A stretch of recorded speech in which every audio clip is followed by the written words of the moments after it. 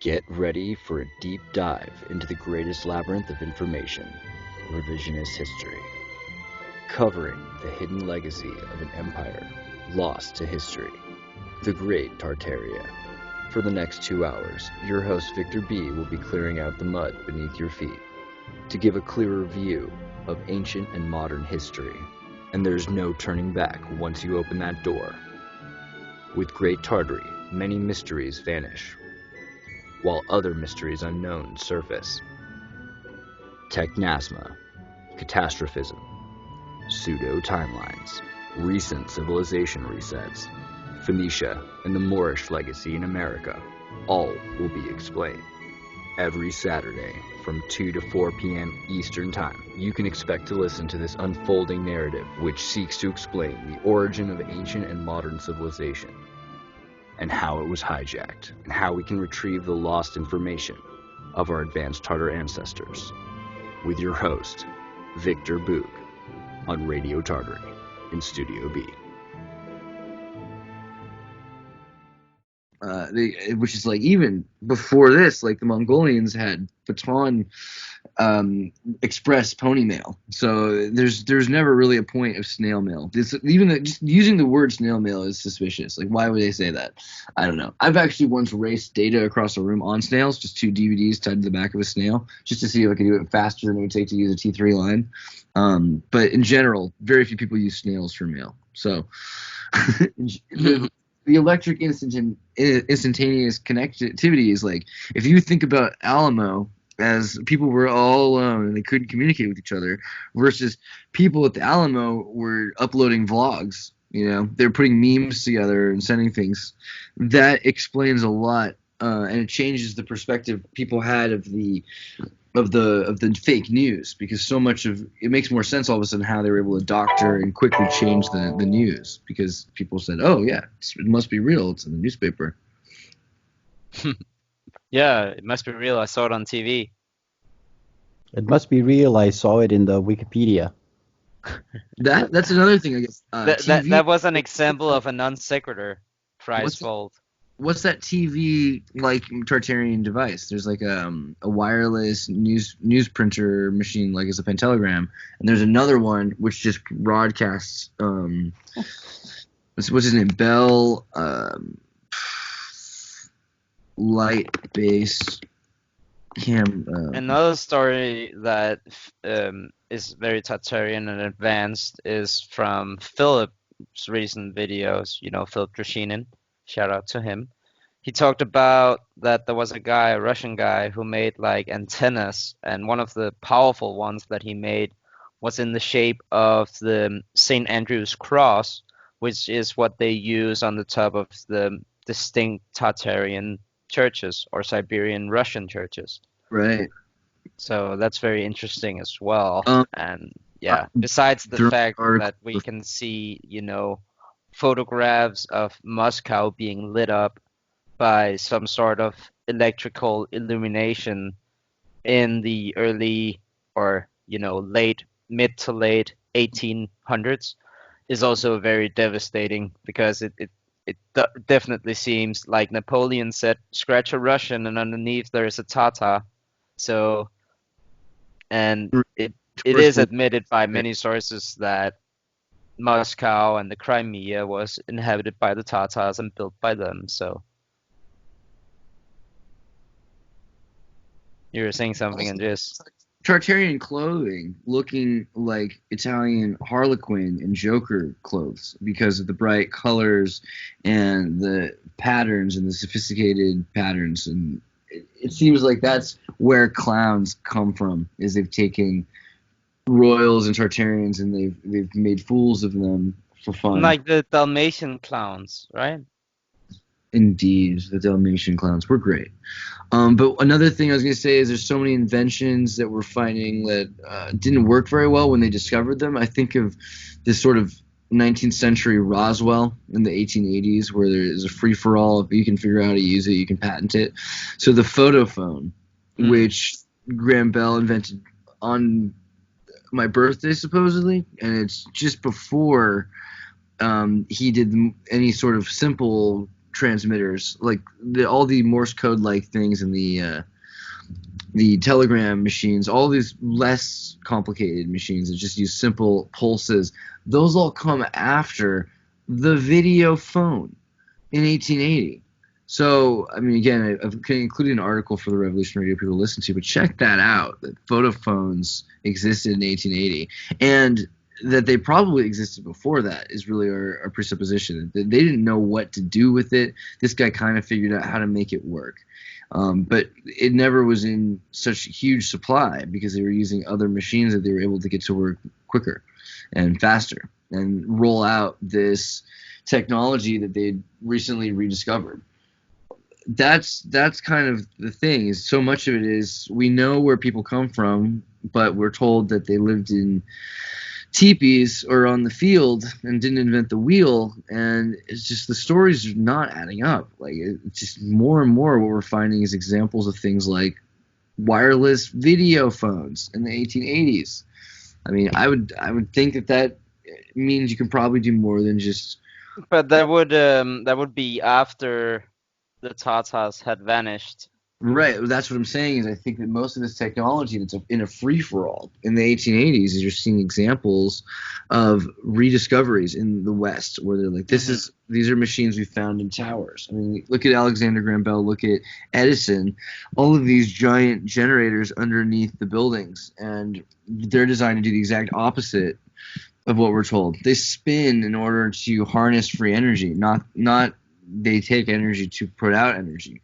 And these are the kinds of things where we weren't sure for a long time how they ran, but somebody probably figured it out pretty early on.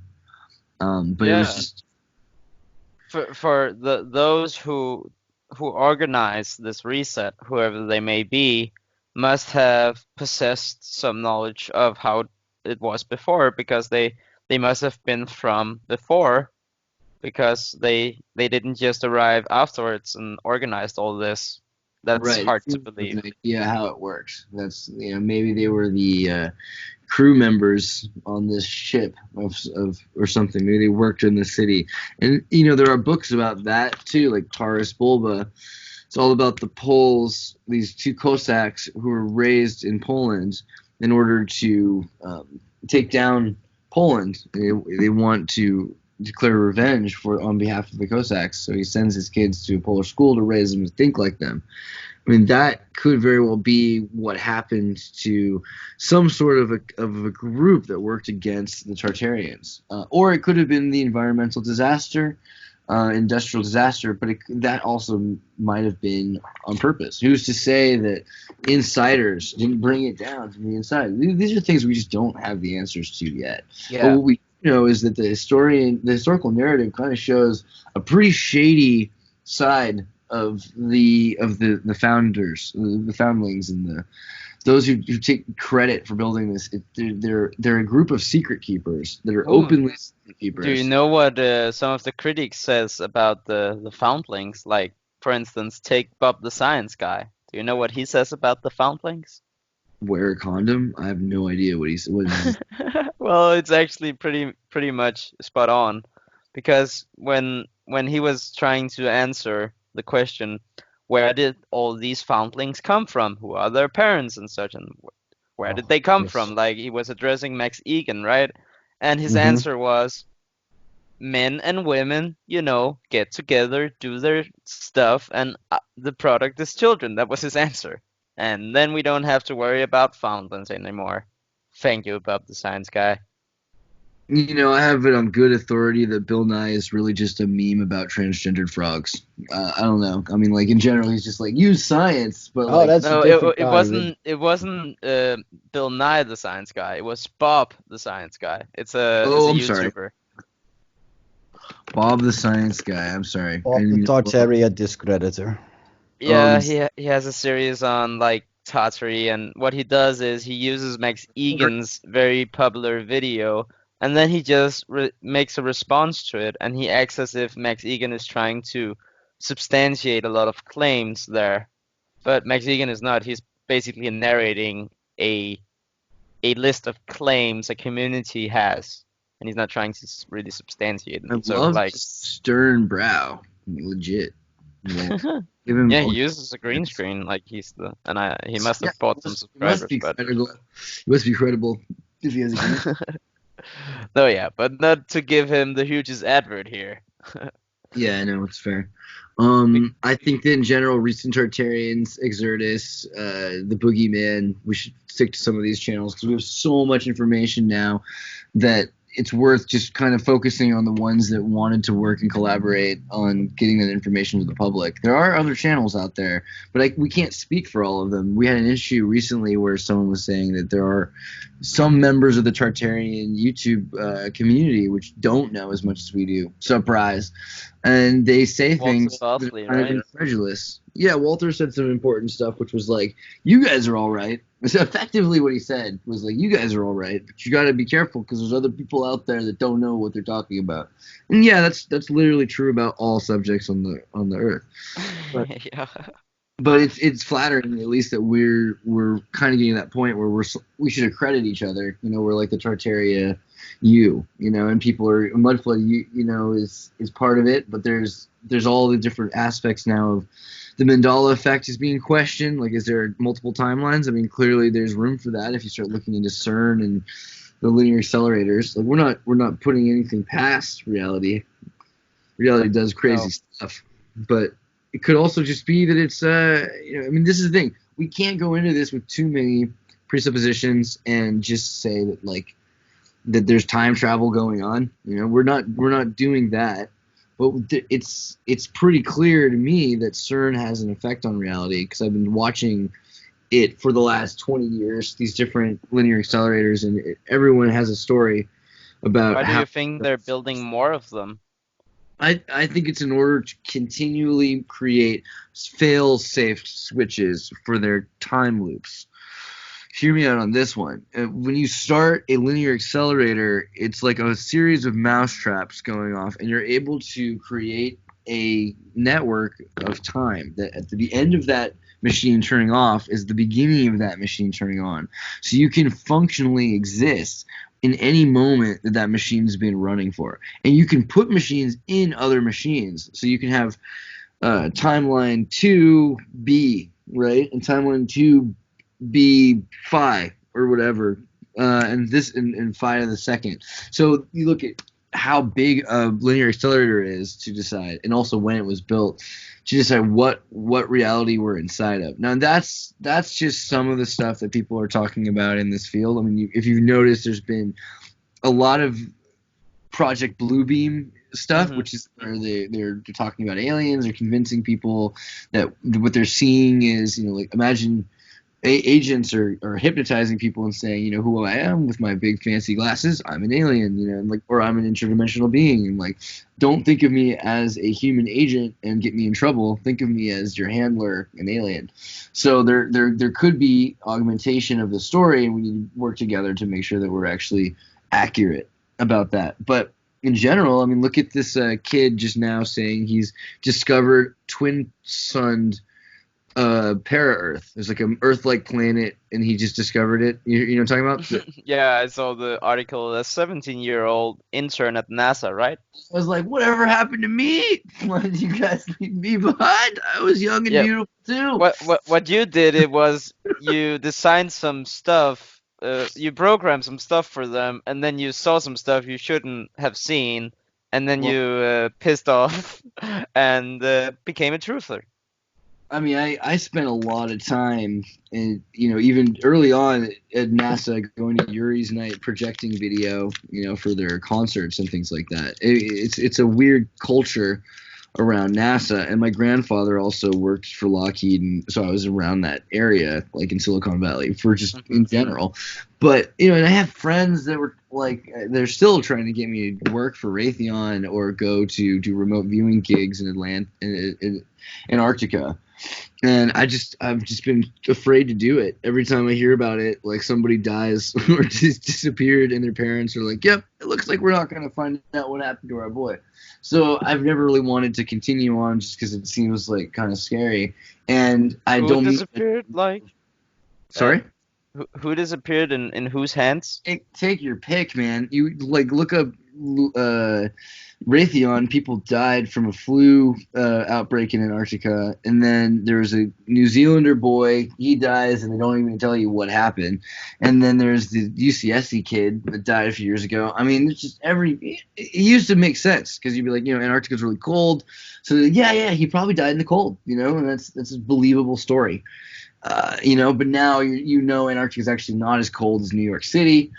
So there's something going on with that, and in general they'll be like, oh yeah, there's a contained outbreak of some strange disease in this little encampment, and then right afterwards I think they kicked Raytheon getting kicked off. I forget if that's real. But have you come across a guy called Rob Shortman?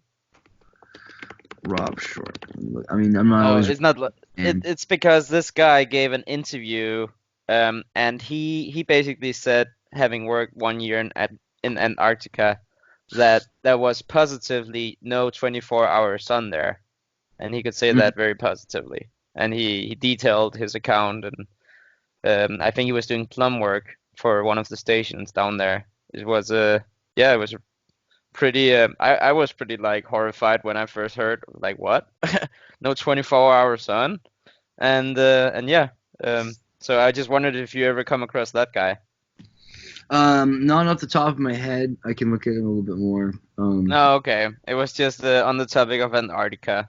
Have you ever heard about the two volcanoes down there, Terra and Erebus? You know about the volcanoes, the pyramid, the dome, and the crashed New Zealand flight? You know about this? Yeah, the crashed New Zealand flight. Yeah, UAP did a video on it, I think. Oh yeah, nice. That's good. Yeah. There's a documentary on it also. I bet UAPs has got footage of that. Well, you should talk to Beebles about that, because he had something to say about that, which debunked some of UAP's claims. Not to, it wasn't anything. That's what we do, right? Like, if UAP debunks a claim and we debunk a claim, it's a further towards the truth. I think he's all about that. We're all trying to make hypothesis and learn from that. I mean, the New Zealand deal. Do you remember that, Mike? Yeah. Can you summarize what it was? Beebles actually has accounts of older people who live on New Zealand who were there present for these buildings to be put up. Mm-hmm.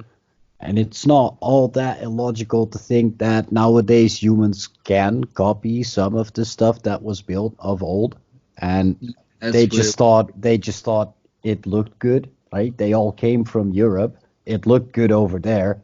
Let's do that here. Well, I think that the Freemasons as architects, and I don't mean this to sound conspiratorial, but just in general, literally, legitimately interested in the authenticity of saying, oh, I've got this information from the past when the world was grand. You need to also build fancy buildings because you're like, yeah, I understand how they were built. So that's your first evidence of having any information, is that you can build that way. And in general, that style, it has to be rebuilt because it's wooden. So there's a certain amount of keeping it alive and keeping it going. Yeah. But at a certain point, we still lost it because it's not really being done anymore. At least not to, take any of the big Moorish castles. Take the one of Burgos, or just take the one in Alicante. And one of the striking things I remember from being there is that some of those castles have huge blocks, right? Built straight onto corals or bedrock.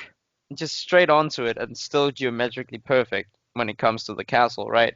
And I just want to see someone do that today, just for the heck of it. I think that in Hawaii, Ellison for Oracle and Steve Jobs are not using these techniques, and you probably got another thing coming. The problem is, they don't do it for the public. And it makes a lot of sense. You want to build a house that lasts forever, or do you want to build this biodegradable community that you can have mammoths in the next 20 years trample? Because, I shouldn't ask you this, but maybe you ask the New World Order, because that seems to be where they're headed. Is they just want biodegradable society. They want the whole thing to just be wiped out. And mammoths are cool, so all right, good for them. But That's why they haven't built as many of these giant houses, and instead they are building these sort of Soviet Arab Jesuit cubicles. They have these tall buildings that you can put a bunch of people in. I foresee this sort of Yeah, but why don't they build them for themselves? They do. That's what I mean. Like, you can't be there, but go to the islands, go to some of the islands around Hawaii and Fiji and places where they own their own islands and they build these towers. Check out Malaysia. Malaysia's got a lot of really impressive architecture.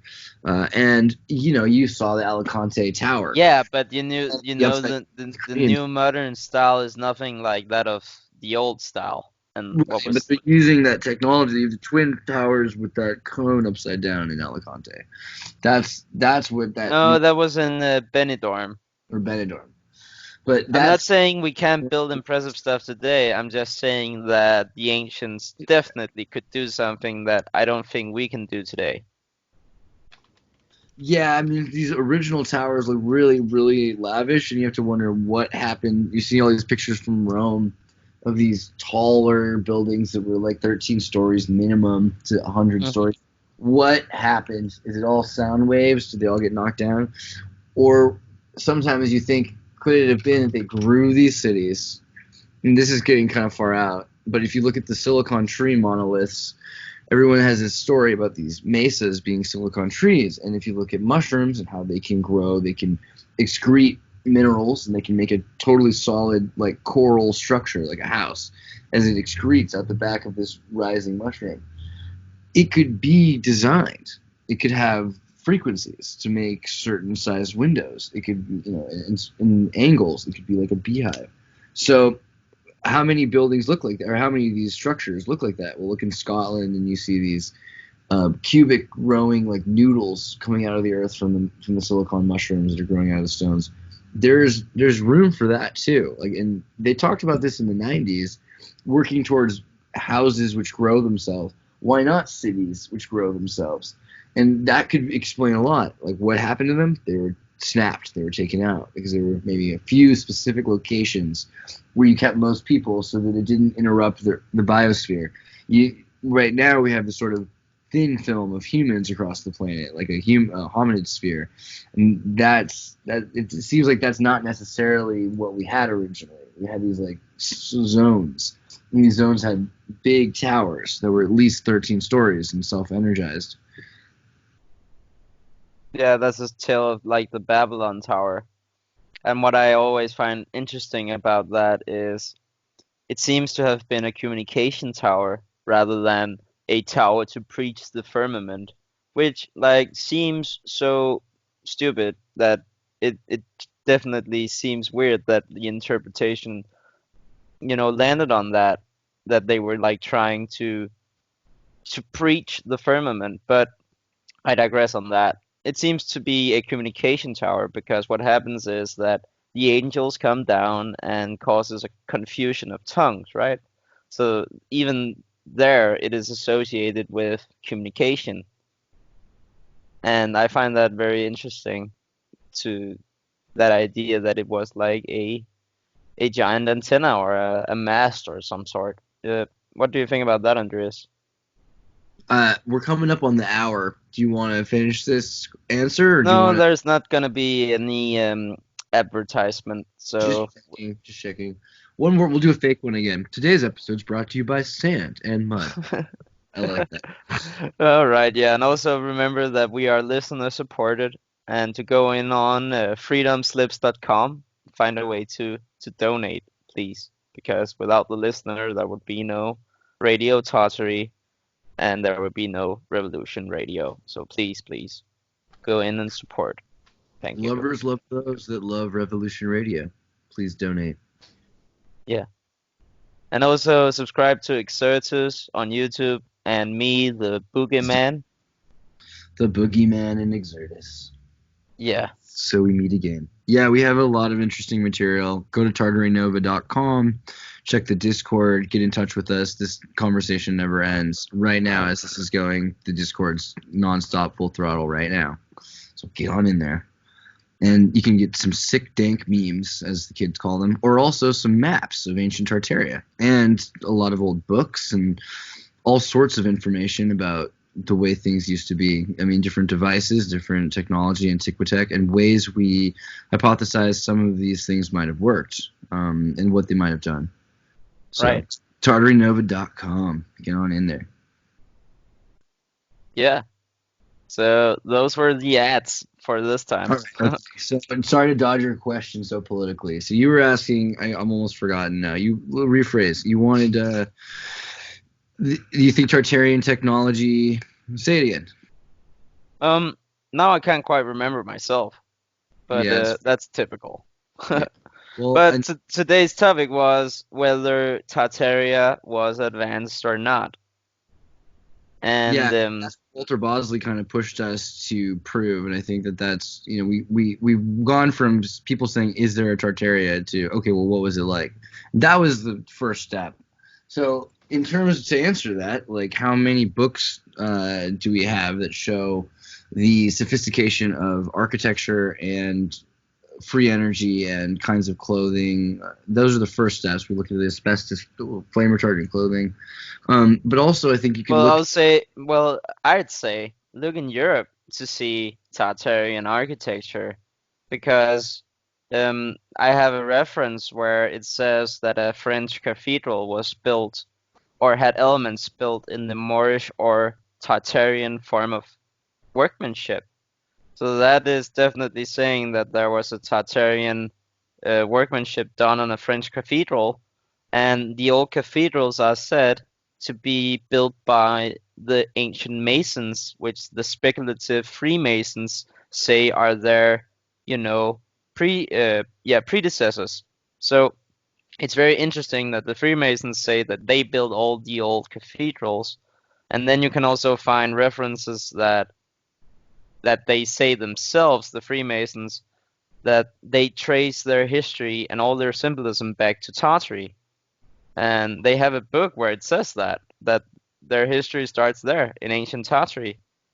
So they're saying that the ancient Masons built the cathedrals. Well, the ancient Masons seems to have been Tatars. And I even found some articles saying that during the Crusades, that Tatars and Templars fought alongside one another. So they were allied, and that fits the bill. And you have Marco Polo giving his detailed account about fiat paper money in Tartary, and then you have Venice after that, becoming the commercial capital of the whole world. And it seems to have been learned from the East, and all the East Indian companies driving their commercial corporatism and driving the world into that way of life by stealing from the East, and the Far East being Tartary again. So it all fits like this, the overall story that the old world of Tartary was pillaged, and they took all the technology and the information and the wealth and transported it to the new center of domination. It's not that the Freemasons are the Tartars, but it's that they took their books, at very least, and maybe a lot of their kids. Yes. So when they say, Andreas, when they say that they built all the cathedrals, I'm suspecting now that what it means is that they're saying that their predecessors, the Tatars, built all the cathedrals. And they're trying to cleverly disguise and harp on that. You want to upset a Freemasons Day sometimes recently, I've noticed, like, tell them about the Tartar connection, because they're just not super ready for it, it seems. But it's a pretty logical thing if you start thinking about it anthropologically. There's a culture, it's diverse, it's not an ethno-state.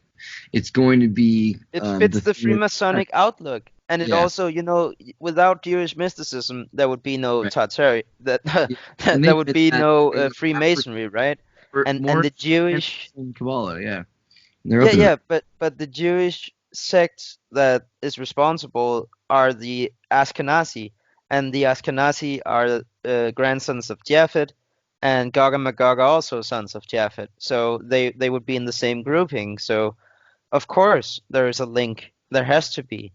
And Tartary, it's not explicitly stated like when you read Freemasonic texts a lot, but you can't find the references for it. There's a few points that are. That was the thing. So Walter Bosley and his group of people were saying there's no connections. I was like, well, have you read it?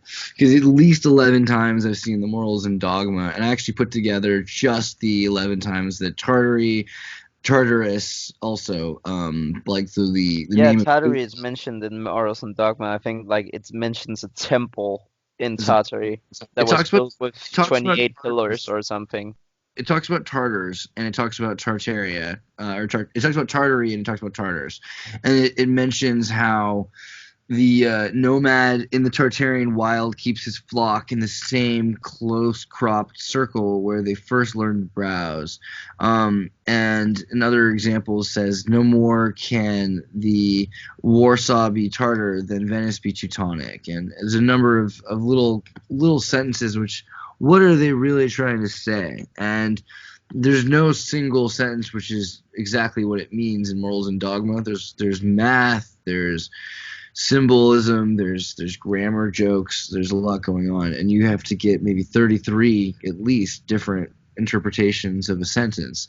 But so far what it seems to insinuate is that there was a grand culture that was hidden, and an ancient pagoda at the Dogger was surmounted by a tower sustained by the mystic egg and trident, and Herodotus tells us of the temple of Baal in Babylon, and composed of the 7 towers, and then there were the Tartars. So there's so many little pieces to this that are Tukti Shlomo in Tartary on the frontier of China. Yeah, Tukti Shlomo. It's a temple. There's no. It's hard. I have one photo of this temple after it had been destroyed by some event. Yeah.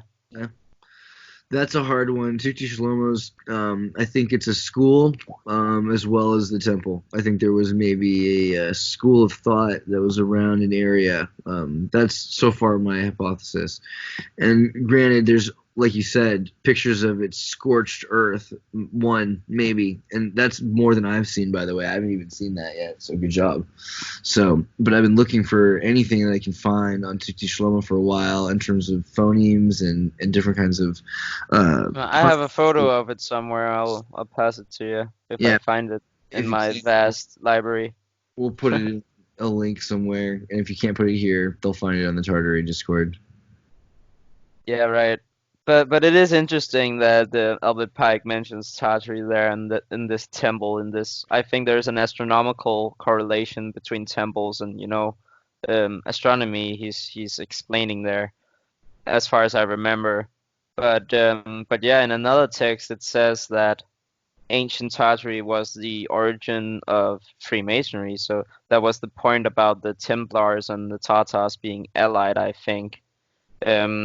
Because it shows that maybe when the Freemasons say that they're the ancient Masons, which are not called Freemasons, they're called the Masons, they built the large cathedrals we see in Europe. So are they saying that the Tatars built them? I would say yes, because the sons of Japhet are all over Europe on the biblical map. And if we have 1,000 years missing, or missing timelines, and we don't really know when the biblical historical narrative came about into the earth. So who's to say, really? Because it does seem to support the idea that anciently the sons of Gomer were inhabiting most of Europe, and Gomer was a son of Japhet, just like Gog and Magog was, which are the Scythians. And you have so many Tatar connections in Europe. Like, many cities have crests of griffins and dragons, and like I can mention the island of Bornholm having a seal of a griffin, the city of Rostock having a seal of a griffin, sorry. And you have the country of Wales having a dragon, the city of London having a dragon, and there are many dragons all over Germany, like in the cities, like dragons of stone, and it's all the East, and it's all denoting that Germanic, Eastern, or Indo-European, so to speak, heritage, which is the Tartarian heritage. And the yeah, in the 1800s, a lot of scholars were convinced that the birthing place of the arts and civilized existence after the flood was in Tartary. And so yeah, even burying the dead, it seems like there's a point where that's the novelty of humanity, is that they buried their dead and they honored the lives that they lived. and you find Scythian mummies. It's just the same process of mummification found in Siberia. But it explains and in Alaska. Yeah. You know, the idea of death being a place. All of a sudden, people were for a while like, Tartarus, like Hades, like why is Tartaria related to death? And well, you know, in Tartar on your teeth and all this. Well, yeah, like think about it. Like there's a mud flood and everybody died. It's gonna be what people think of as the land of the dead. Literally, it's kind of like Sahara probably used to mean city or forest, but now it means desert. You know, like. Mm-hmm. It's just like, yeah, so many things. It's like the alchemical process of change, and you see it even in language. So it does seem to be all encompassing. Like no meaning ever stays the same forever, it would seem. But yeah, Mike, what do you think about there being a lack of forts in Tartary today, but on the old maps there were so many more? No forest is older than 200 years. Right? Yeah, right. Even the redwood forest. Bummer. Is that a sufficient answer, Victor, or should I elaborate? Yeah, you may elaborate for our audience's sake. Well, the whole of Siberia is overgrown with a forest that's now older than 200 years. Currently, we're in 2020, 1812, 200 years. Yeah, and you remember everything past Moscow got erased. Exactly. Do you remember that geology book also talking about there anciently in northern Siberia and northern Russia there were giant pine trees that are now felled? Do you remember that? It's a long time ago, but I also recently posted that in a YouTube video because it's very interesting. It's talking about giant pine trees in Siberia, and that's not what we have now. Pineal gland, the people worshiping the pine symbol, seems like a pretty important thing. What was the location of that exactly? Well, it was just referencing the whole of northern Siberia being one large giant pine tree forest. Pine trees can live a really long time also. And I think they have something like, let me check this because I don't want to be wrong. Pine chromosome counts. I think they have a rather high chromosome count. Well, one thing that's interesting about pine trees is that they secrete a compound called alpha-pinene, which is very comparable with THC, as far as I remember about it, and it's very beneficial for our lungs. So it revitalizes our lungs. So alpha-pinene. That's why pine forests are so good. I love pine forests. We have a lot of them in Denmark. Well, not a lot, but comparatively, relatively for our size, we have a lot of pine trees. Oh, but okay. Yeah. So here's the thing: they have a 24 chromosome, 46 pair or 24 pair. That's interesting. So very similar. Right. But also, Mike, I was getting at that it would seem that the mud flood in Tartary, or European Tartary, the Crimea and Russia and so forth, was very much more devastating than it was in Europe, because we have basically sometimes the same concentration of stars on the old maps, and today we just have so much more a lack of stars up there. Do you see my point? Keep in mind the 2 world wars as well. Yeah, that devastated, of course, both. Maybe 3. really good excuse to get rid of stuff you don't want people to see. Oh, on that note, yeah, okay, of course. But they didn't do that in Europe. It's just so many stars left in Europe. Yeah, but then the East lived under communism, and if the dictator said that your whole village was going to move away for a couple of miles, your whole village was going to move away for a couple of miles. Yeah. Okay, well, that's an interesting thing about Genghis Khan and the Pol Pot, Cambodian Holocaust. Like, there's the Cultural Revolution in China. There seems like a decidedly reset and erasure agenda that's happened a lot in some of the places we would consider to be the most Tartarian. San Francisco, Russia. What was the other one I was just thinking was completely erased? China, right? So of course. So you've got these places where they burned down all the temples, they erased all the books, they burned all the Lao Tzu scripts, and they got rid of all the old language, all the old hieroglyphs and writing, which is very Bach saga. I don't know if you guys have been paying attention to this, but that's the new thing everyone's interested in. I didn't know that you have you seen it yet? Oh yeah, of course. I mean, one does see these things in the Tartary Discord. There are memes about them now. Bach to the Future. Also, the movie phone guy is Bach. And yeah, baby got Bach. What do you think about the Bug saga and Bogdanov? Oh, interesting. Yeah, I hadn't bothered to think about the G as the magical letter today. You hadn't bothered? I didn't bother to think about G today, but I should have, because that would have been the answer. Yeah, the G, you should have bothered about it. You should have bogged up the whole day. And I found a reference that the name for God for the Tatars anciently was Bog.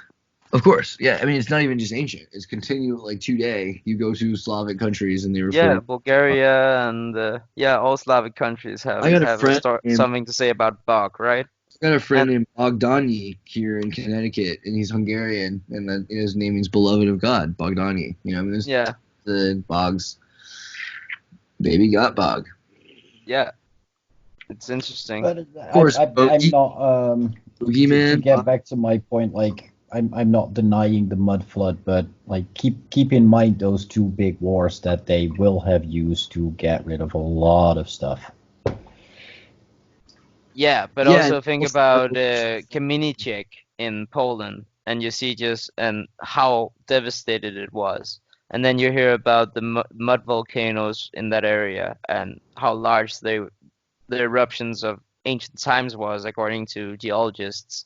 And then I can't help but think that a lot of these forts on the maps we have, where, in the one in Ukraine or the two of Ukraine and Russia, where it just shows the same star concentration as in France and Germany, and now they're all gone, and I can't help but think that they must have been buried, a lot of them, by mud volcanoes that were specifically very, very, very of a large magnitude in Russia and Ukraine.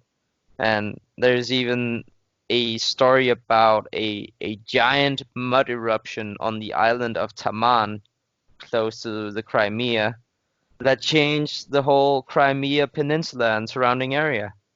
And that was only one of the events, and they call these events elevations because they elevate the entire land. And this is old geology from the mid 1800s. So I would say mud floods is due to elevations from mud volcanoes. At least a lot of them. Sorry that I don't have all my volcano stuff now, because there's so much that we could go on about submarine volcanoes. Yeah. I guess I could say that on the Xirtus channel. I want to bring in Brittany. Yeah, we will do that next week. That'd be cool. Let's do it. She's the genius on volcanoes. I'm really impressed. But we went to Bermuda last week, 2 weeks Yeah, ago. talk about And we went to all the different star forts. You can see a lot of the videos on the Xirtus channel. There'll be more coming up soon. Xirtus 360, so you'll be able to wave your phone around while you're in the bathroom or something. You can watch a temple or a cathedral or a star fort. So enjoy that, you know. But what we saw was the entire island's built on top of what might be a volcano, a submarine volcano, which has submerged itself into the ocean. Although some people say it's not what it is, it looks pretty likely that that's what it is. And then all around it are more examples of vents, submarine volcano vents. So everywhere we look, there's evidence of volcanoes, and it makes you wonder, why are there so many so close to these star forts? Is it because they had actually built some sort of an industrial energy harvesting system near? Oh, you know what Philip would say, that a lot of them adjacent to volcanoes were engaged in mining a lot of the volcanic effects, right? Yeah, that would make sense. Still what's going exactly? It was still going on. If you look up submarine volcano mining, quarrying, which again we have tons of articles on that too. Look into those, because there's a company in Switzerland I've seen that's doing a pretty interesting job. It has a pretty good, but there's tons of companies. There's probably like 8 or a dozen different companies we've seen that are doing submarine volcano labs. So I mean, it's like James Bond stuff. They're like underwater and they're mining volcanoes, and they probably have like a cat in their submarine. It sounds pretty impressive, but they're definitely doing it, and they're getting all sorts of things because there's energy from actually the mining itself, because it causes geothermal vents to get the heat to extract the minerals, and then so the minerals are coming with a free energy supply, and the amount of money they're making is it's military contract levels of money, so they're doing fine underwater. You might not notice them, but it's happening. And that's also they're seeding our pop culture with that too, like these shows about people with submarine bases and layers. Scrooge McDuck has an underwater mining company now. They're putting it all in there, so people are ready for it. And there's a bunch of stories about subterranes, right, which were the Soviet Union had drills, just sort of like Elon Musk's Boring Company. And they supposedly, they admitted that they forgot about this at one point because of the collapse of the Soviet Union, but that they just drilled under California and burrowed into the coastline a bunch of nuclear warheads, supposedly, so that any of the earthquakes in California could have easily been nukes that were 6 miles under. And it's an interesting claim. Yeah, I also don't discount the possibility of the activity of the deep underground military bases of the world being the cause of a lot of the earthquakes that we register today, right, and also in antiquity, because according to what was the whistleblower's name? Something with Phil, I think. The guy who brought dumps to the world. Well, he said that some of them could be older. So that was interesting that he knew that before he was. I think he was killed. He was murdered. Don't just count the corporations. Too. Phil Schneider. Phil Schneider was his name. The tailor. Well, if you think about that movie Atlantis, the Disney movie with Milo and all that. Yeah. It's you've got this secret adventure club, kind of, this British adventure club, and he's put together a chartered corporation, and that's more likely what we're going to see is paramilitary, because otherwise they have to disclose too much. So if they can just pay companies to do stuff, a lot of that stuff doesn't come out. And it would seem that there are underground tunnels that are older than our tunnels that we've built recently, and that's a big thing for them, is how do you disclose that? And so they've been just really trying to build this breakaway NORAD military culture under the earth. But it seems practical because you've got weather, and you can get people from one part of the country to another. And during the Soviet Cold War, there was clearly enough paranoia. I mean, you had the Soviet Union and cocaine at the same time. So America was like, we were doing some pretty crazy things. Underground drilling is not not the least of them. But what's weird is how much bigger the older tunnels are. Like, we keep discovering these older tunnels, and they're huge, and they look glassy and marbled, and they have it's like an alien ant farm under the earth. There's just tons of tunnels, and you'd think that wouldn't work according to our tectonic plate stories. I mean, it kind of defies a lot of the narrative that we're taught, but there they are. So yeah. Mike, what do you think about the idea of volcanoes and star forts being adjacent to one another? I concur. Okay, so the star fort experts concur. But no, I meant like, do you think that it could be that the star forts are mining something to do with the volcanic activity? Sure. It or could thermal have energy, to do perhaps? With, thermal energy. Yeah. Well, but you see plenty of evidence of star forts being built next to volcanoes or close to the vicinity of volcanoes. Yeah. Yeah, definitely, and probably some star forts have been buried in lava flows. Yes, that is for sure. Yeah. Go to Sicily. Are you outside, Mike? No. Oh, that's interesting because you have a bit of a scattering in your mic, I think. Can you hear that, Andreas? Yeah, it scares me. Are they coming for you, Mike? I'm just kidding. Now it's better. It's better. Whatever you did, it was good. Oh, now we can hear it again. Yeah, let's be light beings. They're coming for you. You should wear a foil hat. I will sell it on my website. Now you have to decide whether to go to the light or not go towards the light, Mike. Go away from the light, eh? You know what I mean? Like, or like here slowly approach the light, and if there are like standing people there that you know, test if they're actually like people that you know, and like ask a zillion tons of questions. And then if you grow suspicious, then just like turn around and walk the other way. If they tell you the Tartarus, that's how you know. Mike says that his mic built-in sound card is busted. What? Oh, that's very unfortunate. Oh my gosh, they took him out. Mike, what were you looking at just before? What star forts were you about to like tell us about? What's the truth that they're hiding from the people, Mike? Tell us. Well, he cannot tell us because his sound card is busted. Explain to us what we're supposed to carry on in your legacy. Maybe we should let him figure out what the problem is and carry on. Well, Mike, is there any like fix for your problem, or is it grave? You could Revolution Radio people could send money to buy him a new sound card.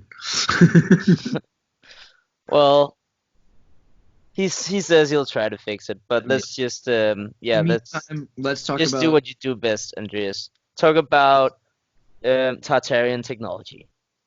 Well, I was thinking about Bermuda again because that's my most recent adventure. So, like, for those who don't already follow as hard as you should, we travel. You know, we see the star forts in person. Victor went with me to Alicante in Spain, and I continued on that trend. I've already been to the Peruvian star fort, and now I've went to Bermuda, and I've seen like 7 or 8 genuinely impressive. I've been inside of them. We walked through the artillery and seen the official narratives, because some of them have become museums and others are just abandoned and they're just on hills, or they're overgrown. But you get underneath and inside, and they have a really weird kind of Chernobyl like creep factor, if not energy. I don't know what you're supposed to say, but there'll be corners where you can see someone was like tied up and left to die or something. You know, you're in Bermuda on a treasure island. There's crazy stuff that happened in the 1600s. But one of the things was they had these underground tunnels, tubes that they could launch artillery, and then on top of the building they have these spinning cannons. So it's basically a saucer that mounts this giant gun, and this gun can shoot from the island maybe, I don't know, a mile. I'm not sure exactly the distance, but they're super powerful. They're not quite cannons. They're actually bullet guns. And that's the fact that you can just move it so gently on top of this stand. So it's pretty fancy looking, and you find that the gun is actually replaced from an older gun, and that means who knows, because the gun that originally was there was probably more advanced than the one that's there now, namely that it had actual shell artillery. And you can tell that by looking at where the artillery was coming from under the ground, where they were manufacturing or just bringing them up to launch. But the thing was, it's supposed to have not been used. And again, this is the Fort Hamilton particularly, but there's a number of different ones with the same story where they say that the Civil War was going on and they built this star fort very quickly in a year, right? I mean, it's just, the story is just so out of control because the building's made of stones that are bigger. You can see the newest video on it. Like, we have Google Map images, and you can see that the stones are bigger than the cars, and the wall itself is made of multiple stones. So it's so big, and it's just this dark Treasure Island shadowed area with a moat around it. I mean, the whole thing is just this crazy. You can imagine during a war with pirates, like how intense this area would be. It's not Disneyland. It's pretty scary.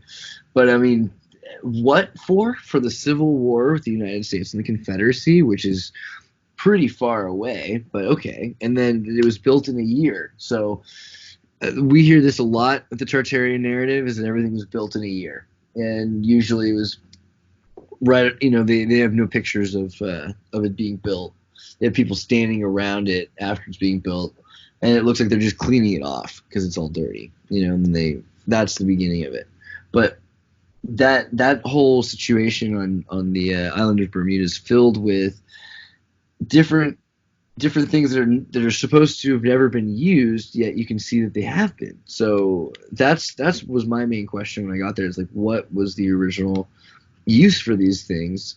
Is it that the Moors were there? And lo and behold, we went to a thing called Spanish Rock, which is supposed to be the oldest dated rock in Bermuda. And they say, well, it's not really Spanish, but we thought it was. It was Portuguese. But then you find out that the Portuguese were they're under the Moorish traders. And so there's a place called Somerset where there was a prison, and all of the people who died from yellow fever from living there with these Irishmen, Scotsmen, looking people, like Gaelic, Celtiberian looking people. So what's better? Hey, how's it going, man? I just want to make sure that everything works. Yeah, Mike, I was nearly going to cry. Like I was, for a moment there, my whole reality came crushing down. I was realizing, am I not going to speak with Mike? No. It's just going to be this man scrolling computer for the rest of the show. Yeah, that was a nightmare for me too. I was like, oh my god. Well, a microphone would have been sorted out fairly easily, guys. You don't really have to worry about that. I'm not that poor. What if you lost your voice? But still, died and your voice stopped working because of this? Like if something like Lee's situation occurs to me, I definitely need a new PC immediately.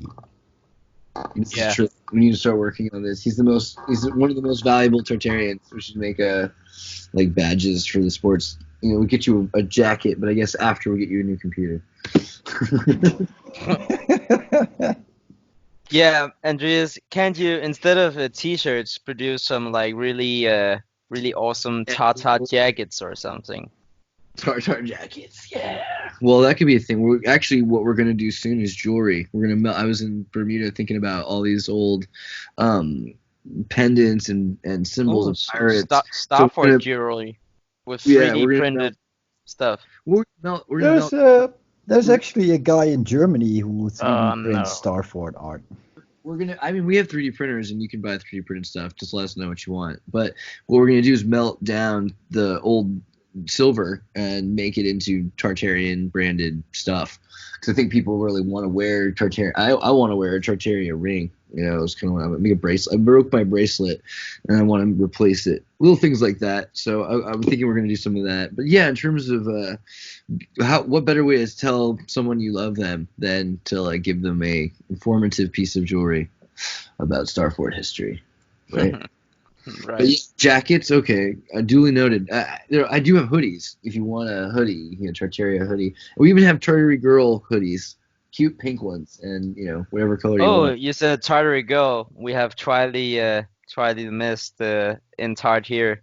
We do have great. people commenting on our show in Tart here, guys. Just so you know. So yeah, Fred and Triley, and shout out to those guys.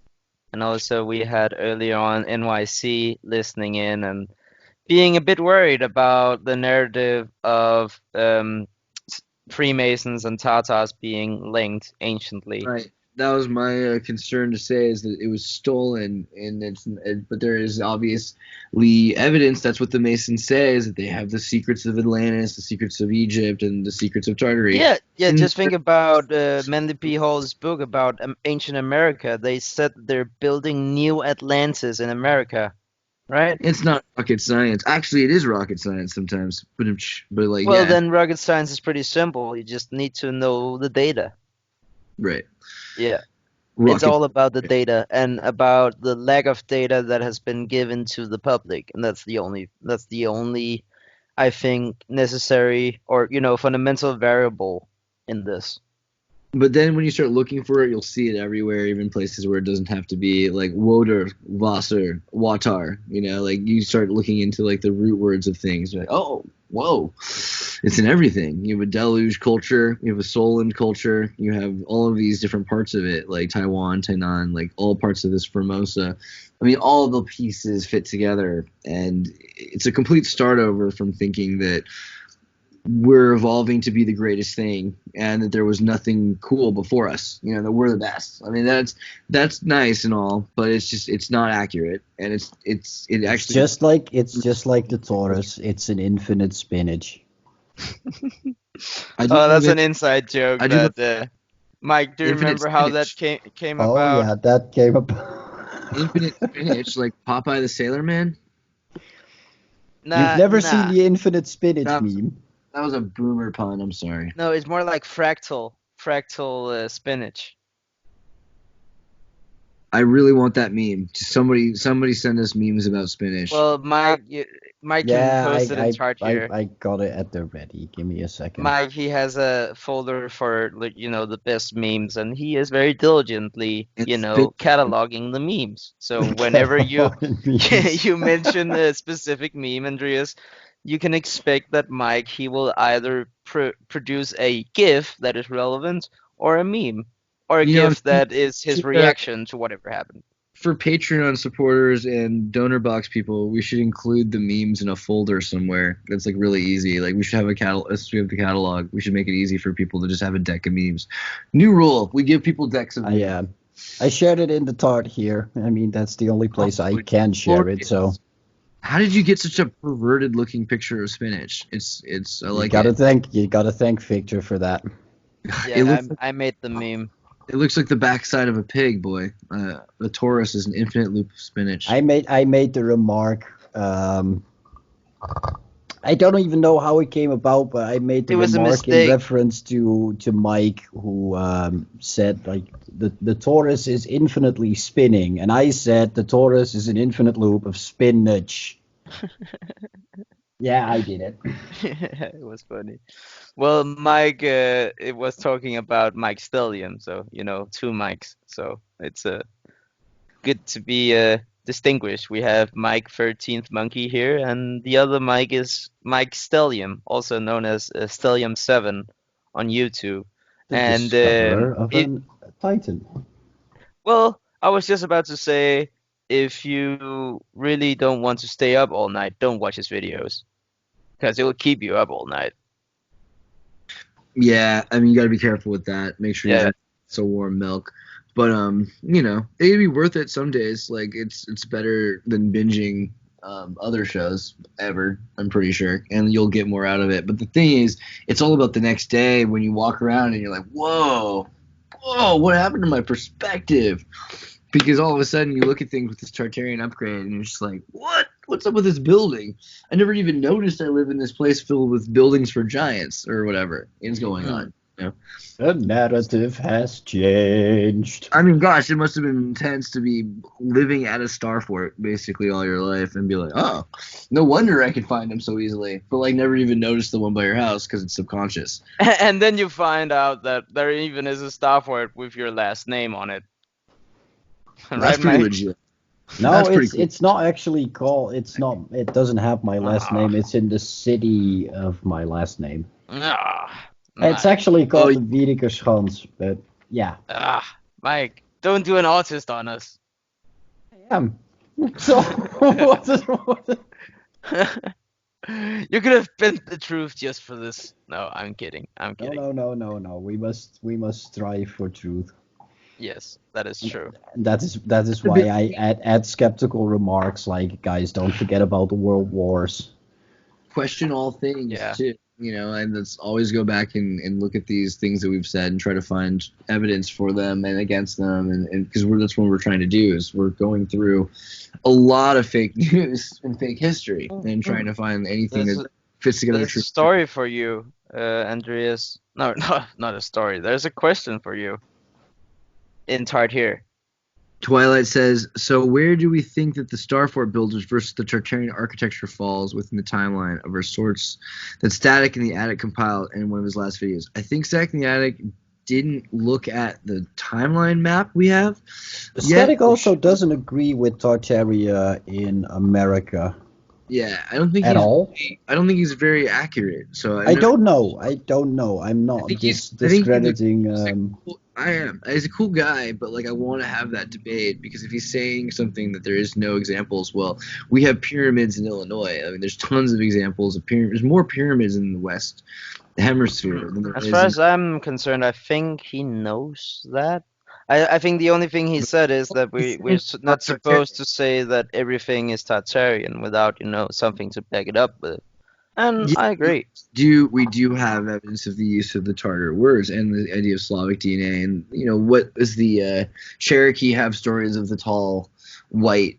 I think some of the best evidence I have is an old article from a traveler in Kitai, or, northern Manchuria. And he talks about the architecture there. And he details like a huge city in Kitai. And he says that the noteworthy thing about the architecture is that it's very hard to pin a style to it. It has all styles and no styles, kinda, paraphrasing here. And it also, had examples of all the other so-called styles, like also the Chinese. And he also remarked it was, what would be found in Europe as well. So ancient, Greco-Romano temples in Kitai. So it's basically associating that type of architecture with Kitai. And in another article, it says that, well, Tartaria was just the Western world's word for that thing. And the Tatars themselves referred to their country and nation as Kitai. Khitai. Kitai. That was the name for themselves as they used it. So we're not gonna change the whole thing to Kitai because the Tartaria sounds better, I guess. But I like the use of Kitai over China. That's really where it's important to show that there were a number of nations that were part of Tartaria. That was our presupposition. It's not an ethno-state. It was a confederation of the Tarts and the Scythians. And so you've got this whole different narrative than what people are trying to say. Oh, well, don't say everything is Tartaria. Well, no, that's what it is. Everything is Tartaria. That's the point. I mean, prove me wrong, please. But like in general, everyone is their own thing. And Kitai is what China was before it was Han. It was Manchurian, and it looked different, and people looked different. And the people that were and also I have another article, Andreas, saying that in Sogda, which is close to Bactria, and Sogda and Bactria were close to the Caspian Sea, and they call these places in the Caucasus area the birthplace of the Aryan races, right? Because, Caucasus and Caucasian, right? So that's pretty mainstream. But it says that that in Sogda, some the ancient scholars of or the old scholars of 1800s said that from Sogda was the first art of the Aryan races that was produced there, and every other art in the rest of the world carries traces of the original art in Sogda, which would be in Tartary. So that also there is clear evidence that all the architecture is at least Tatar inspired, because it all comes from there. Up to the 1600s, you have star forts, and then you've got this neoclassical period where they're starting to refer to bastion forts, and you can see like Russia's St. Petersburg as a birthing ground for the Livonian order, and there's certain knights of Livonia that are trying to create a confederate Swiss liberal state, and they take the kids and raise them. They have Freemason tutors that take the kids from Catherine the Great and raise Fyodor and Peter, and it changes the way society looks at itself after that, because the royal families were indoctrinated by this small order that had lost their nation and wanted to rebuild their nation. A lot of this, the more interesting stuff about the changing of history, you can find from Russia, because there's enough examples of it. That St. Petersburg, for instance, is not what Russia was not what it. You think about Rousseau and the Roman and the rowing men and the Redlands and how big Russia is today, but also look at the language and look at the Sanskrit roots. And it's not Greek roots. Greek is actually similarly from Sanskrit. So at the end of the day, it's just a cousin language, right? Greek and Russian, they are related, but it's not like the one is the root for the other. Well, Tartarian has that Sanskrit Aryan noble. It's the word for noble in Sanskrit. So that the likelihood of there being nobility to the language versus Tamil, which is the Ugaric languages that inspired things like Finnish, that it seems likely that's, and this is why so many people want to say, oh, it's not necessarily Tartarian, even within their own research group, because they're afraid of branding it as how big it really is, but it is that. It's a group of... And it even says that from the flood there was two groups. There was one group went to Europe and another group went to the Far East, and they were like the two civilized centers of the ancient world, and they built everything. It's basically what one other article states. So we're getting a radio silence. We should check on that. Is that working? There shouldn't be radio silence. We're still connected with Studio B. Am I on radio silence? No, I think it's all working. It may be on Triley's end that there is some problems. When I'll just go in and listen to Studio B right now to see if it's going. In the meantime, I'm also gonna put the timeline that we have in the Skype window for the radio show, so you can see the Tartary Nova timeline. I mean, it's I try not to be accusatory of other researchers, but if you're not going to bring it to the table and actually talk about this stuff directly, then it kind of is frustrating to say that it's not Tartaria if you don't have the evidence for it. I mean, more and more we have evidence for it, so I find it's just so last year to say, oh, I don't think it's Tartaria. It's please, it's tedious. Can we move forward yet? We're trying to... Can I add to that, and sort of stress that we have evidence of the existence of Tartary.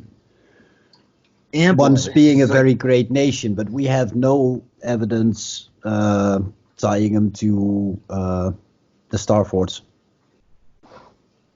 Right, that's been the argument of Maddie, and also Flatters British has talked about this too. If there were the Phoenicians, but again, that's what I think the point of this pre-existing civilization which is broken. How are you going to have much evidence after the major centers are wiped out? Because if all of these major cities are wiped out, then you're not going to, and that's what it shows, is that the Tartars lost everything. Everything was smashed and they were forced into the fields. And the few that survived over 100 years have no memory or recollection of what their civility was like. They became barbarians, which is the Tartarians. That is the historical narrative. But yeah, maybe you could say that the Lemuria, you could say that star forts are pre-existing, and that's part of what the Berenstain Mandala effect.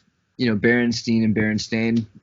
There's a story that's interesting about that. Is just the idea that the name itself comes from Berenstain, which was the original name, and it was in a Tartarian Slavic part of Khazaria, and there was a battle that happened where the Bohemians lost and the Slavs or Cossacks won, and so the name changed because of that. So it ties back into this idea of timelines, which are slightly off from each other, very similar, but just a little butterfly effect could change the outcome of everything. But nevertheless, then still you'd have all of these harmonic frequencies buildings that were built to withstand these shifts in the timeline. That's not even a Tartarian thought. That's more about metaphysics.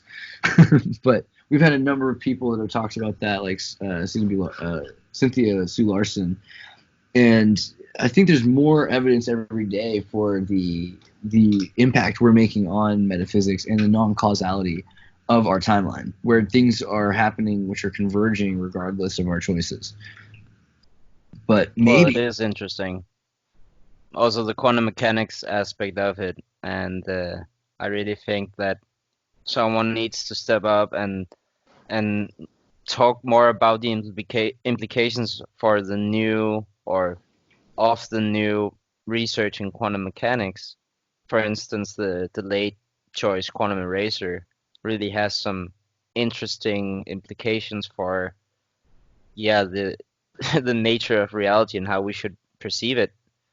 Because call me bold, but the scientific method used in quantum mechanics basically proves the existence of God and disproves physicalism.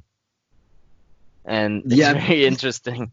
All this happened so quickly. It was too much for people, I think. Especially the atheists at the university. I remember in Santa Cruz, people were not ready a lot, I think, to deal with just an instantaneous proof. I was like, you know what, you're gonna have to. But the funny thing is, that's probably why Santa Cruz was prepared with LSD and the alchemist, right? You've got Saint Germain's alchemist, and he says, if you want the power to manipulate alchemy, you're gonna have to accept that God is real.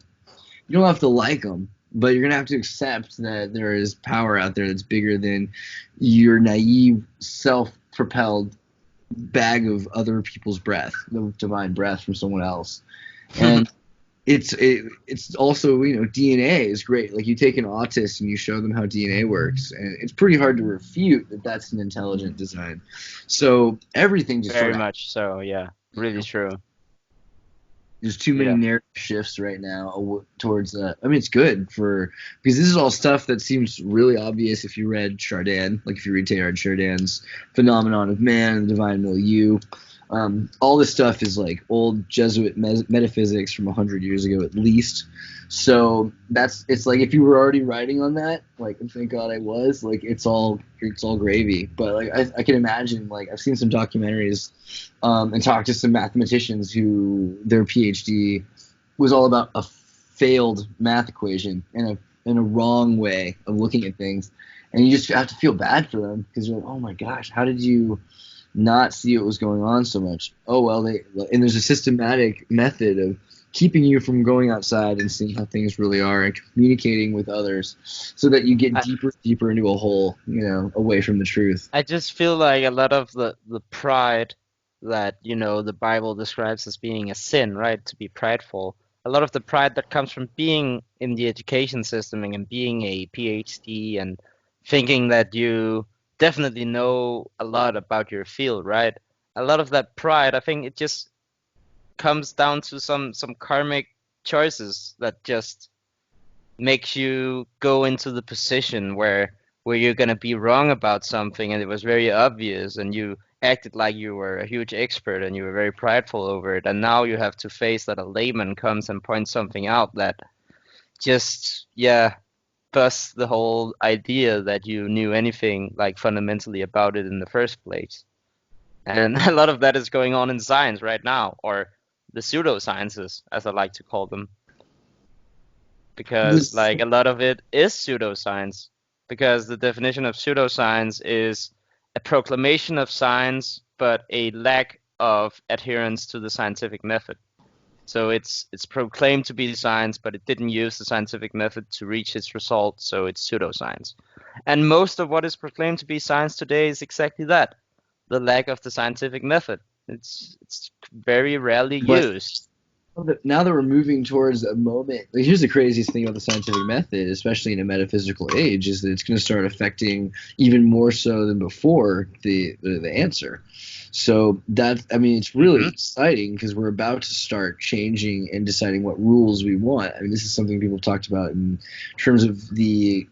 It's the age of knowing. That's what the age of Aquarius is the age of knowing, because the slogan of Aquarius is "I know," and quantum mechanics is all about the knower. Because after the late choice quantum eraser, they could discount that a detector could collapse the wave function, right? So now you need a knower and to have matter, and by that, the ontological primitive of a creator created the world is going to win. It won. And you can't have something from nothing, because you need a knower to have matter. So you need consciousness to have matter. Ipso facto, we have creation. Goodbye, physicalism. Goodbye. Hasta la vista, physicalism. Can you please say that with your accent? It'd be awesome. Hasta la vista, physicalism. I don't know. I don't even know what that accent was. I don't have an accent. Yeah, I'm taking that and I'm putting that in a video. That was epic. Thank you. Oh no, ambush recording, and I'm doing the recording. That's how you do it. You have a Danish accent, Victor.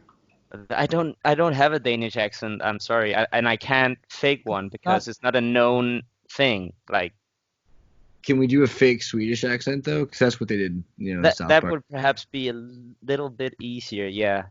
And in South Park, they were a bit like they did a few fails, what was Danish, a few fails. No, that was fair because the main guy is supposed to not really be Danish. He's a false troll. I think that was the clue in the beginning. Yeah, like when he was supposed to utter something in Danish, it wasn't actually in Danish.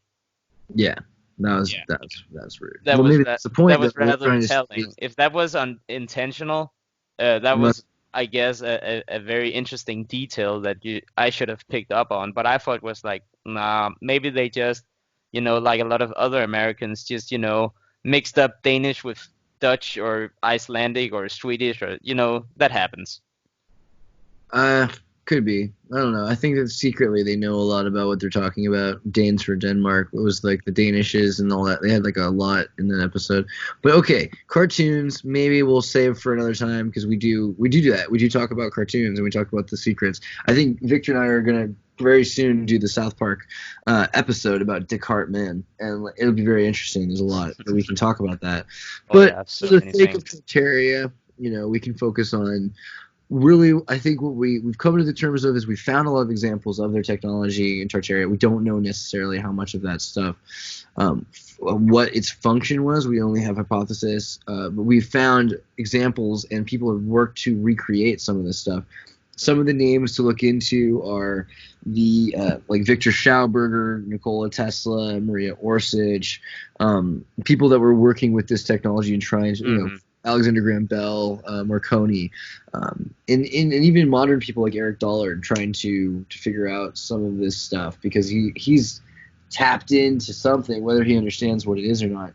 And we've had some conversations with Jeremiah. We only have a couple of minutes left, and there is a delay that was caused by the Studio B being down. So hopefully it wasn't delayed so much as would be our voices continuing in on over the other show, but hopefully that won't happen. But still, we're about to round off. Mike, did you have any closing remarks? No, not really. That's also okay. Be back for the next time. Well, I want to thank you guys. I really want to thank you for joining me. It's really great. It's good. It's always a pleasure. But yeah, tartarynova.com. Anybody, if you haven't already been there, go there, click on the radio chat, continue the conversation. It never ends. We're gonna keep asking these questions, so get involved. And yeah, Xirtus and Boogeyman, Xirtus, Xirtus, Xirtus, and Boogeyman, Buggeman. Those are going to be links here, but subscribe, like and subscribe, and click that notification bell too, because shadow bans and all. Yeah, my YouTube comments have been disabled by YouTube recently. What? So what did you do?